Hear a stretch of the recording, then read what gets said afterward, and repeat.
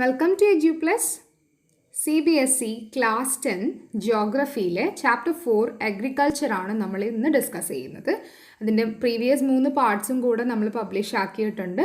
അത് പഠിച്ച ശേഷം കുട്ടികൾ ഈ ഭാഗം പഠിക്കാൻ ശ്രദ്ധിക്കുക. സോ നമ്മൾ ഇന്ന് ഡിസ്കസ് ചെയ്യുന്നത് ടെക്നോളജിക്കൽ ആൻഡ് ഇൻസ്റ്റിറ്റ്യൂഷണൽ റീഫോംസ്. ഏറ്റവും ഇമ്പോർട്ടൻ്റ് ആയിട്ടുള്ളൊരു സെക്ഷനാണ്. അപ്പോൾ നമുക്കൊന്ന് നോക്കാം. നമുക്കറിയാം പണ്ട് മുതലേ തന്നെ വർഷങ്ങൾക്ക് മുമ്പ് തന്നെ അഗ്രികൾച്ചർ ആയിരുന്നു ഇന്ത്യയിലെ ഏറ്റവും വലിയൊരു പ്രാക്ടീസ് ആയിട്ടുണ്ടായിരുന്നത്. അന്നത്തെ കൃഷിരീതികളൊന്നും തന്നെ ഇന്നത്തെ പോലെ പുതിയ ടെക്നോളജീസോ അല്ലെങ്കിൽ പുതിയ മെത്തേഡ്സോ ഒന്നും യൂസ് ചെയ്യാണ്ട് സാധാ നാച്ചുറൽ വേ ഓഫ് ഫെർട്ടിലിറ്റി, മണ്ണിൻ്റെ സ്വാഭാവികമായ അതിൻ്റെ ഒരു ഫെർട്ടിലിറ്റി നിലനിർത്തി നോർമലായിട്ടുള്ള ഇറിഗേഷൻ, അതായത് പ്രത്യേകിച്ച് വെള്ളം കൊടുക്കുകയോ അങ്ങനെയൊന്നുമല്ല, മൺസൂൺ മഴയെ ആശ്രയിച്ച് അതിൻ്റേതായ രീതിയിലുള്ളൊരു നാച്ചുറൽ വേ ഓഫ് കൃഷിയായിരുന്നു പണ്ട് വർഷങ്ങൾക്ക് മുമ്പ് നമ്മളുടെ ഇന്ത്യ പ്രാക്ടീസ് ചെയ്ത് പോകുന്നത്. പിന്നീട് വർഷങ്ങൾ കഴിയുന്തോറും എന്ത് സംഭവിച്ചു?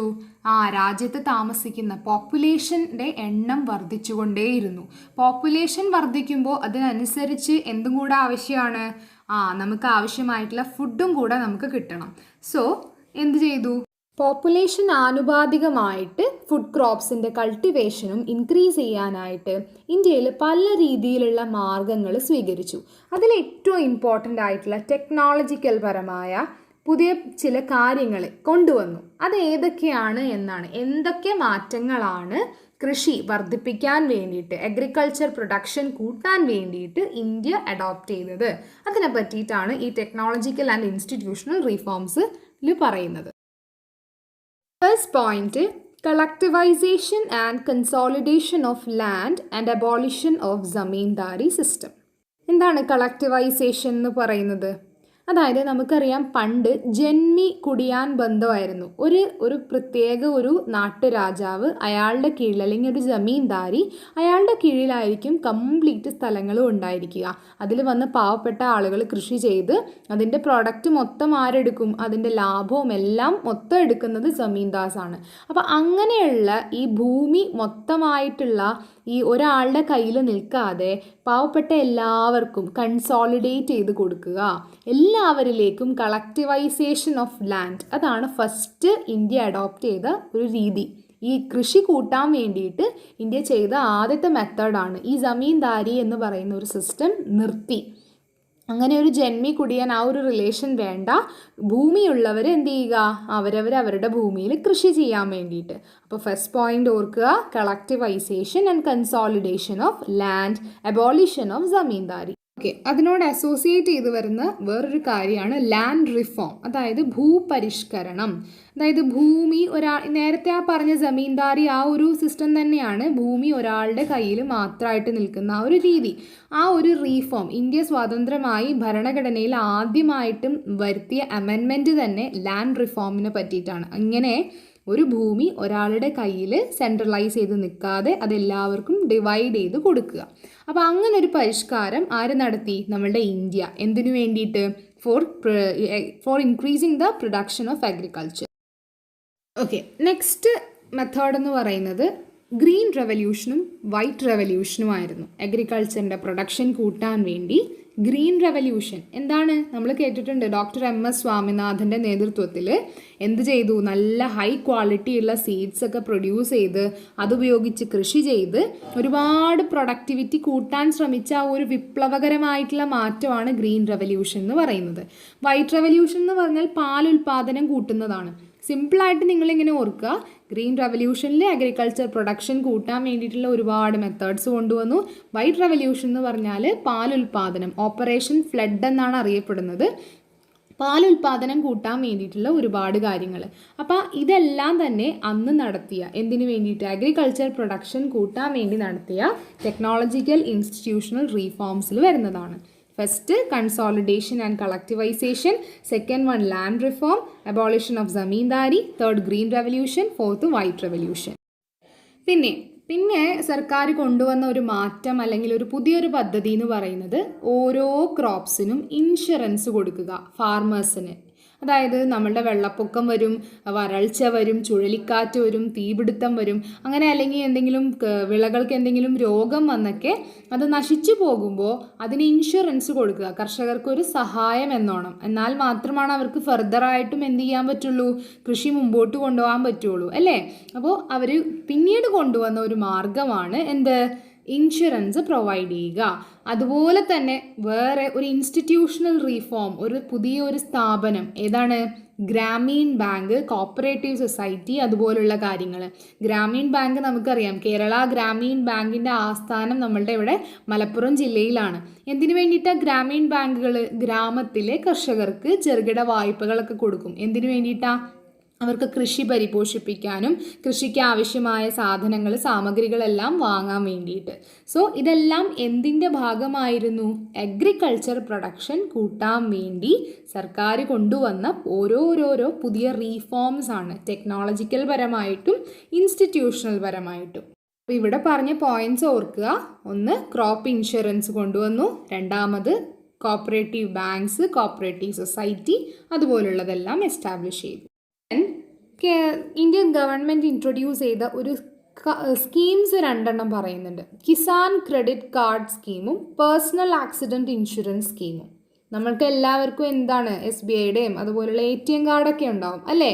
അതുപോലെ കർഷകർക്ക് പ്രത്യേകമായിട്ട് വായ്പ എടുക്കാൻ വേണ്ടിയിട്ട്, അതായത് ലോൺ പോലെയുള്ള കാര്യങ്ങൾ എടുക്കാൻ വേണ്ടിയിട്ട് കിസാൻസിന് മാത്രം Kisan credit card, okay. Then അതുപോലെ അവർക്ക് personal accident insurance scheme, PAIS, അതുപോലെയുള്ള സ്കീംസ് ഇൻട്രൊഡ്യൂസ് ചെയ്തു. പിന്നെ കൊണ്ടുവന്ന ഒരു കാര്യമാണ് റേഡിയോയിലൂടെയും TV-യിലൂടെയും മറ്റും കർഷകർക്ക് ആവശ്യമായിട്ടുള്ള വിവരങ്ങൾ, കാലാവസ്ഥ. അത് നമ്മളിപ്പോഴും കേൾക്കാറുണ്ട് അല്ലേ. ഇന്നത്തെ താപനില ഇത്രയാണ്, ഇങ്ങനെ മൺസൂൺ കാറ്റുണ്ട്, അങ്ങനെയൊക്കെയുള്ള വെതർ ബുള്ളറ്റിൻസും അഗ്രികൾച്ചർ പ്രോഗ്രാംസും റേഡിയോ ഒക്കെ വെക്കുന്ന പഴയ ആളുകളുണ്ട് എങ്കിൽ നമ്മൾ അവർ റേഡിയോ ഒക്കെ കേൾക്കുമ്പോൾ നമുക്ക് കേട്ടിട്ടുണ്ട് അല്ലേ. അപ്പോൾ എന്താണ് ഇവിടെ സ്പെഷ്യൽ വെതർ ബുള്ളറ്റിൻസും അഗ്രികൾച്ചർ പ്രോഗ്രാംസും ഫാമേഴ്സിന് വേണ്ടി സർക്കാർ റേഡിയോയിലൂടെയും TV-യിലൂടെയും കൊടുത്തു. ദെൻ അതുപോലെ തന്നെ താങ്ങുവില, നമ്മളിപ്പോൾ എപ്പോഴും പത്രത്തിൽ കാണുന്നതാണ്. എന്താണ്, റബ്ബറിന് താങ്ങുവില പ്രഖ്യാപിച്ചു, നെല്ലിന് താങ്ങുവില പ്രഖ്യാപിച്ചു. അതായത് എത്ര മാർക്കറ്റിൽ വില കുറഞ്ഞു പോകുന്ന ടൈമാണെങ്കിലും, ഇപ്പോൾ അരിക്ക് മാർക്കറ്റിൽ വില തീരെ കുറഞ്ഞു പോയി, അല്ലെങ്കിൽ കൂടുക, അങ്ങനെ പല രീതിയിൽ വരാം. അപ്പോൾ കൂടിയാലും കുറഞ്ഞാലും സർക്കാർ ഒരു മിനിമം എന്ത് ചെയ്തിട്ടുണ്ട്, താങ്ങുവില കൊടുത്തിട്ടുണ്ട്. സപ്പോർട്ട് പ്രൈസ് 1 കിലോ അരിക്ക് 15 രൂപ, വില മാർക്കറ്റിൽ വില ഇടിഞ്ഞാലും 15 രൂപ മിനിമം എന്ത് ചെയ്യണം, അരിക്ക് കിട്ടണം. അങ്ങനെ ഒരു മിനിമം സപ്പോർട്ട് പ്രൈസ് ഓരോ ക്രോപ്സിനും സർക്കാർ ഏർപ്പെടുത്തി. എങ്കിൽ മാത്രമാണ്, നമ്മൾ കർഷകരെ സപ്പോർട്ട് ചെയ്താൽ മാത്രമാണ് അവർ കൂടുതൽ കൃഷി ഉൽപ്പാദിപ്പിക്കുകയും രാജ്യത്തിൻ്റെ പോപ്പുലേഷൻ അനുസൃതമായിട്ട് കൾട്ടിവേഷൻ കൂടുകയും ചെയ്യുകയുള്ളൂ. ഓക്കെ. സോ ഇത്രയും കാര്യങ്ങൾ, ഇത്രയും പോയിൻറ്റ്സ് പോയിൻ്റ് ബൈ പോയിൻ്റ് ആയിട്ട് നിങ്ങൾ ഓർത്തിരിക്കണം. ഓക്കെ. ഇനി ടെക്സ്റ്റ് ബുക്കിൽ പറയുന്ന ഒരു ഭൂദാൻ മൂവ്മെൻറ്റിനെ പറ്റിയിട്ടാണ് നമുക്ക് ഡിസ്കസ് ചെയ്യാനുള്ളത്. ഭൂദാൻ മൂവ്മെൻറ്റ് വിനോബ ഭാവെ എന്ന് പറയുന്ന ഒരു ലീഡറിൻ്റെ ഒരു ഇനീഷ്യേറ്റീവാണ്. എന്താണ് ഭൂദാൻ മൂവ്മെൻറ്റ് എന്ന് പറഞ്ഞാൽ? Simply we can say it is distributing the land to the landless villagers. പാവപ്പെട്ട ഭൂമിയില്ലാത്ത വില്ലേജേഴ്സിന്, ഗ്രാമവാസികൾക്ക് എന്ത് കൊടുക്കുന്നു? അതായത് ഭൂമി കൊടുക്കുന്നു. ആ ഒരു പ്രോസസ്സ് അല്ലെങ്കിൽ ആ ഒരു പ്രാക്ടീസിനെയാണ് ഭൂദാൻ മൂവ്മെൻറ്റ് എന്ന് പറയുന്നത്. ആൻഡ് ഇതിനെ ചരിത്രകാരന്മാർ പറയുന്നത് it is known as bloodless revolution. അപ്പോൾ ഓർത്തിരിക്കുക, Bhoodan movement by Vinoba Bhave, distributing the land to the landless villagers, and it is known as bloodless revolution. നിങ്ങളുടെ എക്സാം പോയിന്റ് ഓഫ് വ്യൂവിൽ ആവശ്യമുള്ള കാര്യങ്ങൾ മാത്രം വളരെ ക്യാപ്സ്യൂളായിട്ടാണ് പറഞ്ഞു തരുന്നത്. ഇതിൽ നിന്ന് നിങ്ങൾ മാക്സിമം തന്നെ സ്കോർ ചെയ്യാനായിട്ട് ശ്രദ്ധിക്കുക. നമ്മളൊരു ടോപ്പിക്കിനുമായിട്ട് ബന്ധപ്പെട്ട് മാക്സിമം പോയിൻറ്റ്സ് ആയിട്ട് നമ്മളുടെ ബ്രെയിനിൽ ഫീഡ് ചെയ്യുക. എന്നിട്ട് നമ്മളതിനെ ഇലാബറേറ്റ് ചെയ്ത്, ഓരോ പോയിൻറ്റിനെയും ഇലാബറേറ്റ് ചെയ്ത് എഴുതിയാൽ മതി. ഓക്കെ. അല്ലാതെ നിങ്ങൾ വായിച്ച് വെറുതെ ഇങ്ങനെ കാണാപ്പാഠം പഠിക്കുന്ന പോലെ ആക്കണ്ട. ഓരോ പോയിൻ്റ് ബൈ പോയിൻ്റ് മനസ്സിൽ ഫീഡ് ചെയ്യുക. എന്നിട്ട് ഓരോ പോയിൻറ്റിനെയും നിങ്ങൾ എക്സാമിൻ്റെ സമയത്ത് എന്ത് ചെയ്യുക, ഇലാബറേറ്റ് ചെയ്ത് എഴുതുക.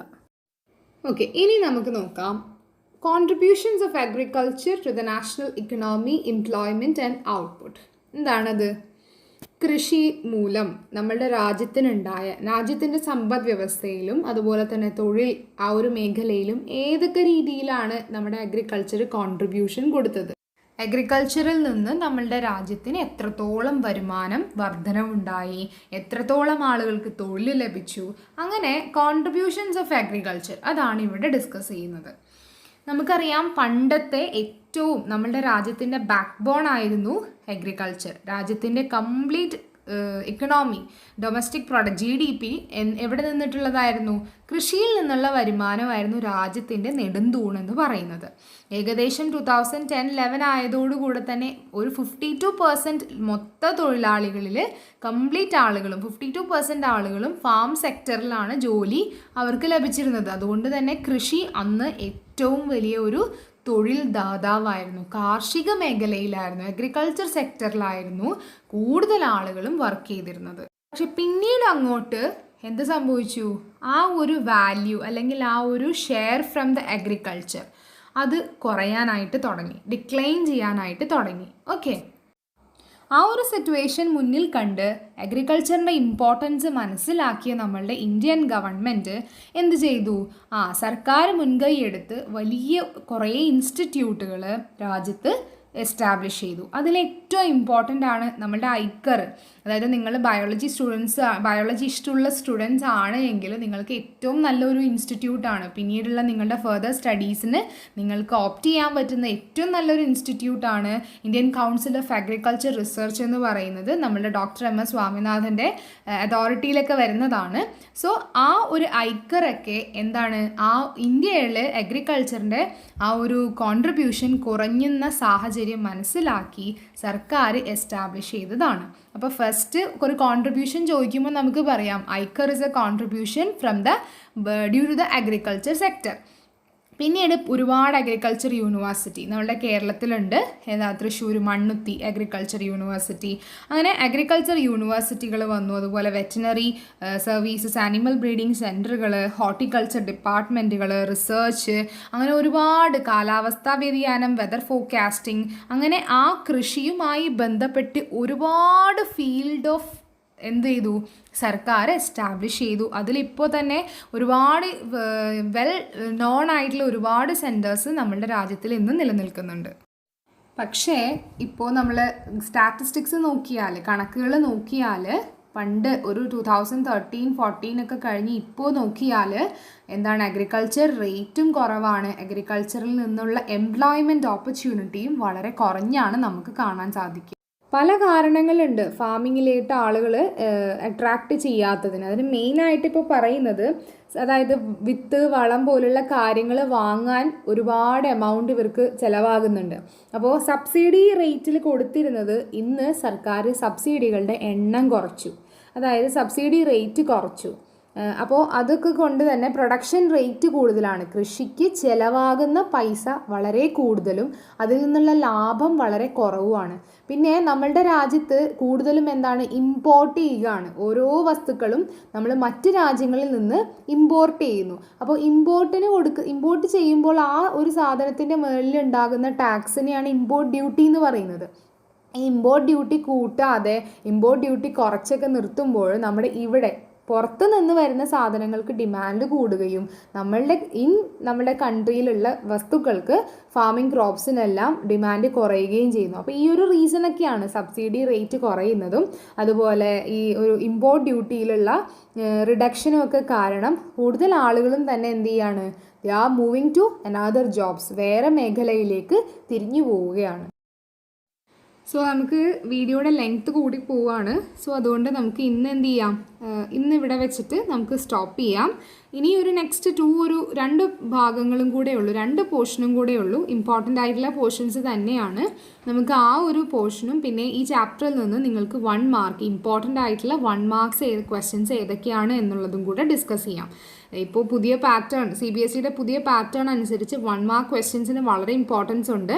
നിങ്ങൾക്ക് ആ ഒരു ക്വസ്റ്റ്യൻ മിസ്സായി കഴിഞ്ഞാൽ എന്ത് ചെയ്യും, നിങ്ങളുടെ മാർക്കിൽ നിന്ന് ആ ഒരു കംപ്ലീറ്റ് മാർക്കിൽ ആ ഒരു കുറവ് നിങ്ങൾക്ക് ഫീൽ ചെയ്യും. സോ നമുക്ക് നെക്സ്റ്റ് വീഡിയോയിൽ കാണാം. താങ്ക്